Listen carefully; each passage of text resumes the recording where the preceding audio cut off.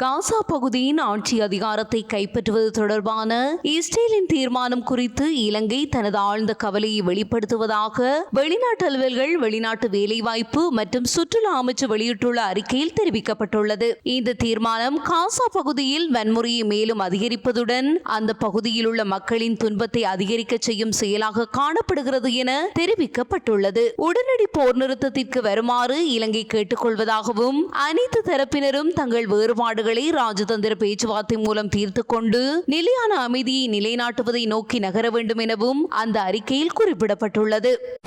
யாழ்ப்பாண நகர பகுதியில் உள்ள புல்லுக்குளத்தில் நேற்று மாலை சடலம் ஒன்று இனங்காணப்பட்டுள்ளது. திருவள்ளுவர் பண்பாட்டு மையத்திற்கு அருகிலுள்ள குளத்தில் சடலம் மிதப்பதாக போலீசாருக்கு தகவல் தெரிவிக்கப்பட்டதை அடுத்து யாழ்ப்பாணம் போலீசாரும் தடயவியல் போலீசாரும் சம்பவ இடத்திற்கு விரைந்துள்ளனர். உயிரிழந்தவர் யார், உயிரிழப்புக்கான காரணம் என்ன என்பது குறித்து தகவல்கள் உறுதிப்படுத்தப்படாத நிலையில் யாழ்ப்பாணம் போலீசார் சம்பவம் தொடர்பில் விசாரணைகளை மேற்கொண்டு வருகின்றனர்.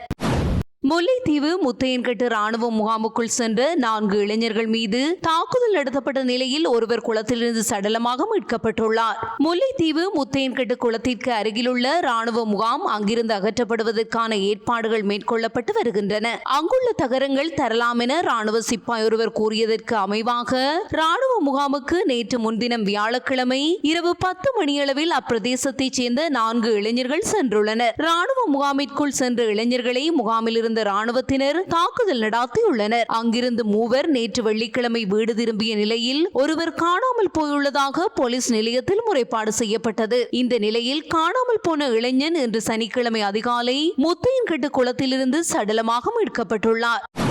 யாழ்ப்பாணத்தில் உள்ள கத்தோலிக்க தேவாலயங்களில் திருநாட்களின் போது வீதிகளில் ஒலிபெருக்கி பயன்படுத்துவதற்கு தடை விதிக்கப்பட்டுள்ளது. வீதிகளில் ஒலிபெருக்கி பயன்படுத்துவது சமூகத்தில் உள்ளவர்களுக்கு பெரும் பிரச்சனையாக இருப்பதால் இந்த தீர்மானம் எடுக்கப்பட்டுள்ளதாக யாழ்ப்பாண மாவட்ட குறு முதல்வர் அருட்தந்தை ஜெபரட்னம் தெரிவித்துள்ளார். கடந்த 2016ஆம் ஆண்டு மெய்ப்பு பணி மாநாட்டின் போது நாள் திருப்பலிகள், ஞாயிறு திருப்பலிகளின் போது ஆலயத்திற்கு உள்ளே மாத்திரம் ஒலிபெருக்கிகள் பயன்படுத்த வேண்டும் எனவும், திருநாட்கள் காலங்களில் ஆலய வளாகத்துக்குள் மட்டும் ஒலிபெருக்கிகள் பயன்படுத்தப்பட வேண்டும் எனவும் தீர்மானம் எடுக்கப்பட்டமை குறிப்பிடத்தக்கது. வடக்கு சப்ரகமுவ மற்றும் மேல் மாகாணங்களிலும் நுவரெலியா, கண்டி, காலி மற்றும் மாத்தறை மாவட்டங்களிலும் லேசான மழை பெய்யக்கூடும் எனவும், நாட்டின் ஏனைய பகுதிகளில் பெரும்பாலும் மழையற்ற வானிலை காணப்படும் எனவும் வளிமண்டலவியல் திணைக்களம் அறிவித்துள்ளது. நாடு முழுவதும் மணிக்கு 30 தொடக்கம் 40 கிலோமீட்டர் வேகத்தில் காற்று வீசக்கூடும். கல்பட்டியிலிருந்து மன்னார் வழியாக காங்கேசன்துறை வரையிலான கடல் பகுதிகளில் காற்றின் வேகம் மணிக்கு 50 கிலோமீட்டர் வரை உயர வாய்ப்புள்ளதாகவும் தெரிவிக்கப்பட்டுள்ளது. கடற்கரை ஓரங்களில் சில நேரங்களில் கொந்தளிப்பான நிலை காணப்படுவதால் மீனவர்கள் எச்சரிக்கையுடன் செயற்படுமாறு வளிமண்டலவியல் திணைக்களம் மேலும் அறிவுறுத்தியுள்ளது.